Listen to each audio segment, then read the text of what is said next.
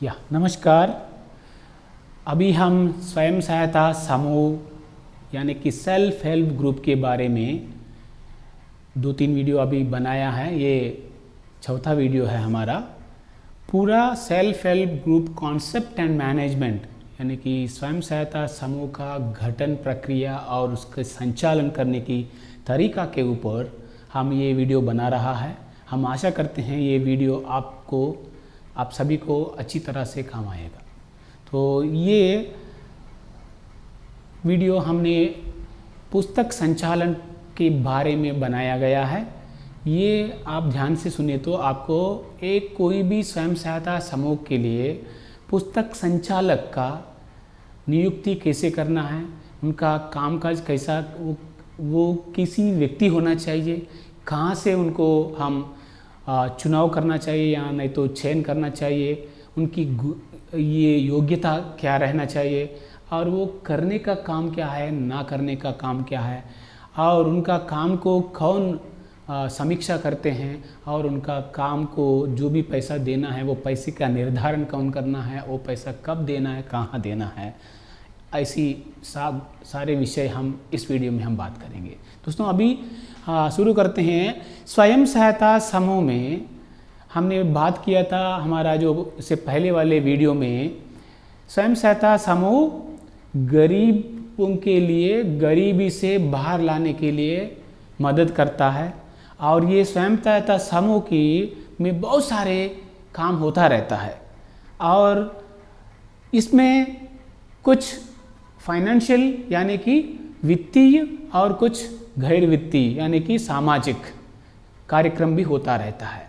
तो कोई भी काम होता है तो उसको कहीं ना कहीं लिखना जरूरी है, क्योंकि स्वयं सहायता समूह लंबे समय तक चलाने की सोच में हमें बना रहा है। ऐसा नहीं है ये 1 महीने 2 महीने के लिए चलाएंगे और दुकान बंद कर देंगे, ऐसा नहीं है। ये संस्था जो सभी जुड़े हुए सभी सदस्य जब तक गरीबी से बाहर नहीं आते हैं तब तक ये स्वयं सहायता समूह चलाना चाहिए। ये स्वयं सहायता समूह एक अच्छा माध्यम है जिसकी दौरान गरीबी से बहुत सारे लोग ऑलरेडी आगे निकल चुके हैं और बहुत सारे महिला अभी बहुत अच्छे अच्छे काम करते हुए अपना आमदनी को बढ़ाते हुए आगे बढ़ रहा है।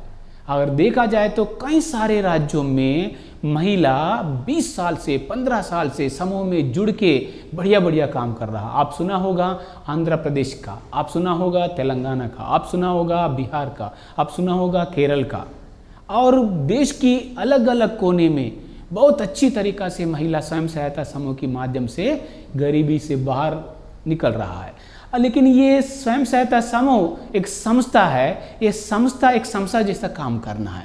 संस्था जैसा काम करना है तो हम कल अलग से वीडियो में हमने बात किया था, उसके लिए 4 तरह का नियम का ज़रूरत पड़ता है और वो नियमों में वित्तीय नियम भी बहुत इंपॉर्टेंट नियम है। और वो नियम के अनुसार हर स्वयं सहायता समूह कुछ पुस्तक रखना चाहिए जो उनका कामकाज को उसमें रिकॉर्ड करने का। क्योंकि पुस्तक क्यों लिखना है? अगर हमारा संस्था कैसा चल रहा है कोई देखना है तो कैसे देख सकते हैं? अगर हमारा समूह का पुस्तक देखने से पता चलेगा कौन सा हम वित्तीय काम कर रहे हैं और गैर वित्तीय काम कर रहे हैं और सामाजिक कार्यक्रम कर रहे हैं और कोई अलग अलग तरीके की काम कर रहा है। ये सारे काम के बारे में, कार्य प्रगति के बारे में हमारा समूह क्या क्या काम कर रहा है दूसरों को दिखाना है तो, नहीं तो कोई व्यक्ति हमारा समूह के बारे में जानना है तो, और हमारा समूह की सदस्यों को भी, खुद को भी, मेरा पैसा कितना अभी तक बचत हुआ है, मेरे ऊपर लोन की जो राशि अभी तक कितना पूर्ति हुआ है और कितना हम वापसी करना है, अभी तक कितने लोन ले चुके हैं, किन किन कारण से हमने लोन लिए हैं, और बाकी दीदी लोग कितने लिए हैं, और कितना ब्याज इकट्ठा हुआ है, और कितना बचत एक एक का है, और सबका बचत कितना हुआ है। देखो हमको बैंक से या अलग संस्थाओं से कितना पैसा अभी आए हैं और वो पैसा कहाँ गए हैं, क्या किए हैं, वापसी कितना हुआ है, वापसी का प्रतिशत कितना है। ये सब चीज़ें कहीं ना कहीं लिखना चाहिए। कहाँ लिखेंगे? पुस्तक चाहिए। वो पुस्तक हाँ एक एक राज्य में एक एक तरह पुस्तक इस्तेमाल कर रहा है, लेकिन आप 7 प्रकार का पुस्तक इस्तेमाल कर रहे हैं, नहीं तो 4 प्रकार का, नहीं तो 5 प्रकार का। आपकी राज्य सरकार की दौरान आपकी वहाँ की जो अधिकारी लोग आपको सुझाव देते हैं, लेकिन ज़रूर आप कुछ ना कुछ पुस्तक आपका रिकॉर्ड्स रखना चाहिए। उसको लिखने के लिए एक व्यक्ति को आप चयन करना चाहिए जो एसएचजी में 4 या 5 या 7, 8 जितने भी हो, वो पुस्तक आप रखना जरूरी है, क्योंकि सारे एक्टिविटीज़ को उसमें लिखने के लिए। अभी हम जो बहुत सारे बातें किए हैं, पुस्तक का ज़रूरत क्यों है। इसीलिए आप कितने भी पुस्तक रखे हैं, लेकिन उसको लिखने के लिए किसी न किसी व्यक्ति को जिम्मेदारी देना जरूरी है। तो वो जिम्मेदार कौन है? हाँ, वो जिम्मेदार ये होता है जो पुस्तक लिखते हैं उसको पुस्तक संचालक बोलते हैं। पुस्तक संचालक यानी कि एसएचजी बुक कीपर। अगर एसएचजी का लिखे तो एसएचजी बुक कीपर, और ग्राम संगठन का लिखे तो ग्राम संगठन का बुक कीपर। यहाँ पे हम बात कर रहे हैं स्वयं सहायता समूह का बुक कीपर यानी कि पुस्तक संचालक। ये पुस्तक संचालक कौन होता है, कैसे उन लोगों को हम सेलेक्ट करना है, हम देखेंगे। हाँ, ये पुस्तक संचालक का योग्यता क्या रहना चाहिए। हर एक समूह अपने पुस्तक लिखवाने के लिए एक व्यक्ति को जरूर पहचानना है, नियुक्त करना चाहिए, उसको जिम्मेदारी देना चाहिए। अगर वो जिम्मेदारी देना है तो ये सारे बातों के ऊपर बातों को सही से समझना जरूरी है। अगर ये समझ में आ जाए, आप अपना बुक कीपर का चयन आराम से कर सकते हैं, उनसे अच्छी तरह से काम करवा सकते हैं। देखते हैं क्या है योग्यता।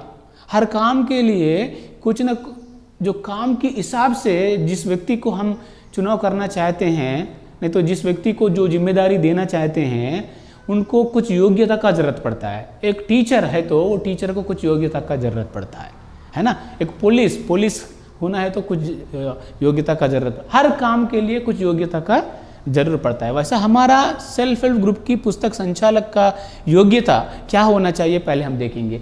जो पहला योग्यता ये होना चाहिए कि पुस्तक संचालक का उम्र कम से कम 18 साल से अधिक रहना चाहिए, क्योंकि बाल का श्रमिक को हम इंकरेज नहीं करना चाहिए। वो 18 साल की कम उम्र वाले कहाँ रहना है, कोई विद्यालय में रहना है, पढ़ाई के लिए काम करते रहना है। कोई बच्चा को हम ये काम नहीं देना चाहिए, बाल मजदूरी नहीं करवाना चाहिए। और उनका मैच्योरिटी भी उतना नहीं होता है, क्योंकि ये समूह में अलग अलग तरीके की समस्या चर्चा होता है, इसलिए थोड़ा बहुत मैच्योर्ड पर्सन का भी सिलेक्शन करना जरूरी है। इसलिए 18 साल कम वयोजन होना चाहिए। दूसरा, कम से कम 5वीं कक्षा तक पढ़कर रहना चाहिए। ये एसएचजी में 4 या 5 या 7 जितने भी प्रकार का पुस्तक, वो बहुत सिंपल तरह की पुस्तक है। वो कैसे लिखना सिखाने के लिए वहाँ पे लोग हैं, एनआरएलएम में काम कर रहा है। बहुत सारे प्रशिक्षक आपको मिलते हैं आपका ब्लॉक में, आपका विकास खंड में, आपका जिला में। लेकिन कम से कम 5वीं कक्षा, हाँ, अगर आपकी गांव में आपका समूह में 7वीं कक्षा, 8वीं कक्षा, 10वीं कक्षा पढ़ के अगर महिला है तो उनको आप सिलेक्शन कर सकते हैं। हम ये नहीं कह रहे कि 10वीं कक्षा वाले को 8वीं कक्षा वाले को मत लेना है। हम ये बता रहे हैं कि ये योग्यता में कम से कम 5वीं कक्षा पढ़ के रहना चाहिए। ये दूसरा योग्यता है। तीसरा योग्यता है उस गाँव की गरीब परिवार की महिला होना चाहिए। ये 100 में 100% आप कोशिश करिएगा कि महिला को ही ये जिम्मेदारी देना चाहिए, क्योंकि ये हम महिला समूह के बारे में बात कर रहा है। अगर ये पुरुषों का समूह है तो पुरुष को आप बुक कीपर रख सकते हैं, उसमें कोई इश्यू नहीं है, समस्या नहीं है। ये समूह महिला का समूह है, इसीलिए महिला को ही प्राथमिकता देना चाहिए। तो और वो कौन होना चाहिए, उस गांव की, उस जिस गांव में समूह है उस गांव का महिला होना चाहिए, और विवाहित महिला होना चाहिए। ये विवाहित महिला क्यों? अगर वो विवाहित महिला है तो वो महिला उसी गांव में रहते हैं। अगर अविवाहित महिला है तो ऐसा नहीं है कि सभी विवाहित महिला वो गांव छोड़ के दूसरा गांव जाना है। लेकिन हमारा परंपरा, संस्कृति वगैरह देखा जाए तो कोई भी धर्म में शादीशुदा होने के बाद जो लड़की अपना ससुराल में चले जाते हैं, अगर कोई एक बुक कीपर के रूप में अगर चयन करने के बाद वो दीदी को बहुत सारा ट्रेनिंग मिलता है, प्रशिक्षण मिलता है लिखने की चीज़ों में, अगर वो प्रशिक्षण लेने के बाद वो दूसरा गांव में गए तो भले वहाँ पे काम करेगा दूसरा समूह के लिए, लेकिन इन लोगों के लिए तुरंत बुक कीपर मिलना मुश्किल होता है। इसीलिए प्राथमिकता आप दे दीजिएगा उसी गांव की विवाहित महिला, अविवाहित को ज़्यादा आप इम्पॉर्टेंस मत दे दीजिएगा, विवाहित महिला को आप इम्पॉर्टेंस दे दीजिएगा। ये योग्यता कम से कम ये 4 तरह की योग्यता होना चाहिए। और इसके साथ साथ सिर्फ योग्यता से ही काम नहीं चलेगा, क्योंकि हमारा समूह है गरीबों का समूह है। यहाँ पर गरीब लोग रहते हैं, हर जाति का लोग रहता है, हर धर्म का लोग रहता है। इसीलिए इसमें कुछ इस ऐसी व्यक्तियों से, ऐसी महिलाओं से काम करने के लिए कुछ अलग लक्षण, कुछ अलग मानसिकता का भी जरूरत पड़ता है। इसीलिए ये योग्यता के साथ साथ ये भी देखना चाहिए ये क्या है लक्षण, क्या लक्षण होना चाहिए। उसमें पहला, वो व्यक्ति सहनशील होना चाहिए। सहनशील, क्योंकि बहुत सारे गरीब दीदी हैं, वो अलग अलग समस्या से झेल करके आते हैं, अलग अलग तरीके का समस्या सामने लाते हैं, तो सबका समस्या सुनने की लायक यानी कि शांति रहना चाहिए, सहनशील रहना चाहिए। और शायद कभी कभी 1 घंटा 1.5 घंटा भी समूह चलता होगा, इसीलिए और समझाना भी पड़ता होगा। किसी व्यक्ति जल्दी से जल्दी समझता है, कोई व्यक्ति जल्दी समझते नहीं हैं, तो इसीलिए जब तक समझते हैं तब तक उनको समझाना पड़ता है। अगर 12-13 लोग अगर अपने बारे में पूछे तो क्या हो रहा है समूह में, कोई भी चीज़ के बारे में पूछे तो उसको समझाने के लिए सहनशीलता जरूर वो महिला में होना चाहिए। और वो महिला में ईमानदारी भी होना चाहिए, ईमानदार होना चाहिए, क्योंकि वहाँ पे पैसे का लेन देन होता है। इसीलिए वो पैसे में तो अगर ईमानदार नहीं है तो बहुत गड़बड़ होने की संभावना होता है। इसीलिए ईमानदार ही अच्छा जवाबदार होता है, इसीलिए ईमानदार भी होना चाहिए। और वो महिला में सेवा भाव रहना चाहिए, क्योंकि गरीब के प्रति सेवा भाव रहना चाहिए। क्योंकि ये जो समूह ये हाँ जब शुरुआत होता है तब ज़्यादा पैसा समूह में नहीं रहेगा, धीरे धीरे शायद 4-5 साल के बाद लाखों में इसमें ट्रांजैक्शन होता होगा अगर वो अच्छा चलाए तो, लेकिन शुरुआत में ज़्यादा पैसा नहीं रहेगा।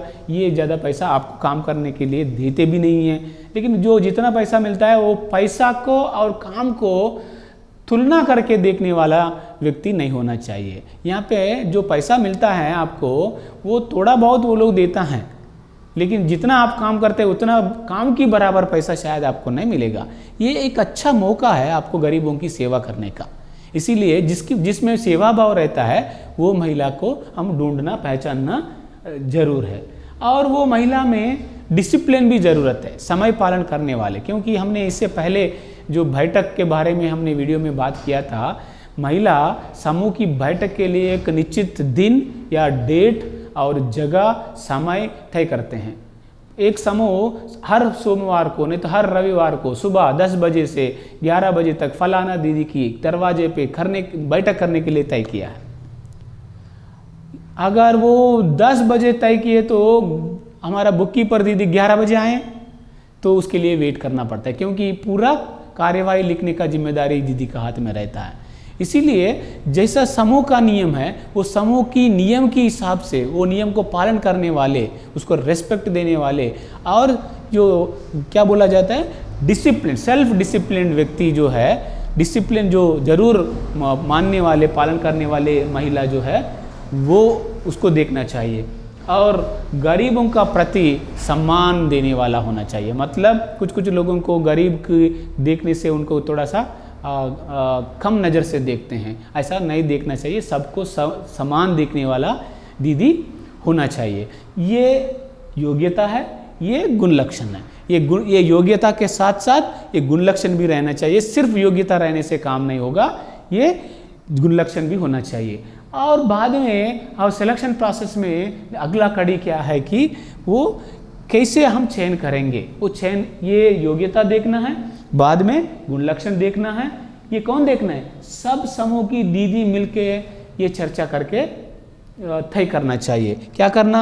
समूह को सदस्य को पहला प्राथमिकता देना चाहिए। अगर ऐसी योग्यता, ऐसी गुण लक्षण रहने वाली कोई महिला अपनी समूह में है तो उसको सर्वप्रथम उसको प्राथमिकता देना चाहिए।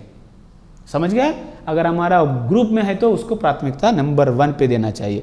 अगर नहीं है ऐसी महिला, समूह की सदस्यों का परिवार की बहू को देना चाहिए। अगर कोई भी 12 लोगों में ऐसी योग्यता वाले, ऐसी लक्षण वाले कोई नहीं मिला समूह में, तो उन परिवारों में किसी परिवार की बहू है तो वो बहू को पहला प्राथमिकता, दूसरा प्राथमिकता देना चाहिए। पहला प्राथमिकता समूह का दीदी को, अगर वो दीदी नहीं है तो दूसरा प्राथमिकता समूह की दीदियों का घर में अगर कोई बहू है पढ़े लिख के, अगर जो मैच करता है हमारा गुण लक्षण और योग्यता में, वो बहू को देना चाहिए। अगर बहू नहीं है तो तीसरी प्राथमिकता किसी भी परिवार की, जो सदस्यों का परिवार की बेटी है तो वो बेटी को भी आप चयन कर सकते हैं।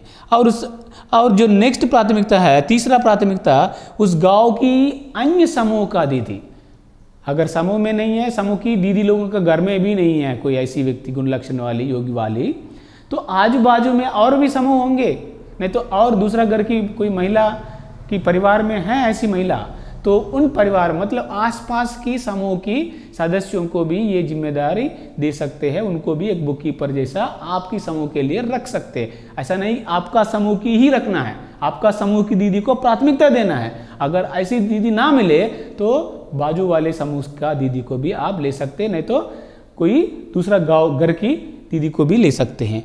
और आखिरी में प्राथमिकता वो भी नहीं मिला, बाजू वाला समूह में भी नहीं मिला, तो आखिरी में आप क्या करना है, उस गांव में मतलब दूसरी मोहल्ला से भी कोई पढ़ी लिखी महिला है तो तब वो महिला को आप प्राथमिकता देते हुए आपका बुक कीपर जैसा चयन करना चाहिए। अगर किसी टोला में मतलब जहाँ पे जो आदिवासी लोग रहते हैं वहाँ पे महिलाओं में कोई पढ़े लिखे नहीं हैं, कोई ऐसी चुनौतियाँ कहीं ना कहीं आता रहता है, वहाँ पे अगर ये सारे तरह की कोशिश करने के बावजूद भी आपको कोई महिला ना मिला तो तब आप पुरुष को बुक कीपर के रूप में सिलेक्शन कर सकते हैं। वो पुरुष कौन होना चाहिए, फिर वही वो 10-12 लोग जो समूह में हमारा सदस्य है उन्हीं का परिवार में कोई पढ़े लिखे व्यक्ति पुरुष है तो वो पुरुष को आप प्राथमिकता देना है। अगर वो 12-15 परिवार में कोई पुरुष भी पढ़े लिखे नहीं है तो वहाँ की मोहल्ला की में देखना चाहिए और उसका गांव का देखना चाहिए। ये आखिरी प्राथमिकता पुरुषों को देना चाहिए। ये है सिलेक्शन करने का तरीका। ये तरीका पूरा समझना चाहिए समूह की सदस्य, और ये तरीका में क्या योग्यता है या नहीं, और उनमें गुण लक्षण है या नहीं, और ये प्राथमिकता में कहाँ पे वो लोग बैठेगा, ये सारे चीज़ आप ध्यान में रखते हुए वो दीदी से बात करके वो दीदी को आप सिलेक्शन करना चाहिए एज ए बुक कीपर, मतलब पुस्तक संचालिका के रूप में सिलेक्शन करना चाहिए। ये और हम आगे बात करेंगे ऐसा पुस्तक संचालक का चयन करने के बाद वो पुस्तक संचालक का मानदेय के बारे में भी हम बात करना चाहिए, और कुछ ना कुछ मानदेय उनको देना चाहिए। तभी तो आप पूछ सकते हैं जो व्यक्ति काम कर रहे हैं वो भी जिम्मेदारी से काम करेगा। इसीलिए 20 रुपया, 30 रुपया, 40 रुपया जितना भी हो शुरुआत में आप उस महिला से बात करके आपको हमारा एसएचजी का पुस्तक लिखने से 1 महीने में हम आपको इतना पैसा दे देंगे, पहले ही कुल्ला कुल्ला बताना चाहिए। कितना दे देंगे करके सब दीदी मिलके तय करके प्रस्ताव में लिखना चाहिए। वो प्रस्ताव के अनुसार वो दीदी का जो मानदेय हर महीने उनका काम को समीक्षा करने के बाद एजेंडा में रख के उनका बुक कीपर का समीक्षा करके क्या दीदी अच्छा काम कर रहे नहीं कर रहे, सारे पुस्तक सही से लिखे प्रस्ताव में लिखना चाहिए। वो प्रस्ताव के अनुसार वो दीदी का जो मानदेय हर महीने उनका काम को समीक्षा करने के बाद एजेंडा में रख के उनका बुक कीपर का समीक्षा करके क्या दीदी अच्छा काम कर रहे नहीं कर रहे, सारे पुस्तक सही से लिख रहे नहीं लिख रहे, क्या गलत लिख रहे क्या, वो सारी चीज़ देख के वो दीदी को सबके सामने उनका जो मानदेय देना चाहिए।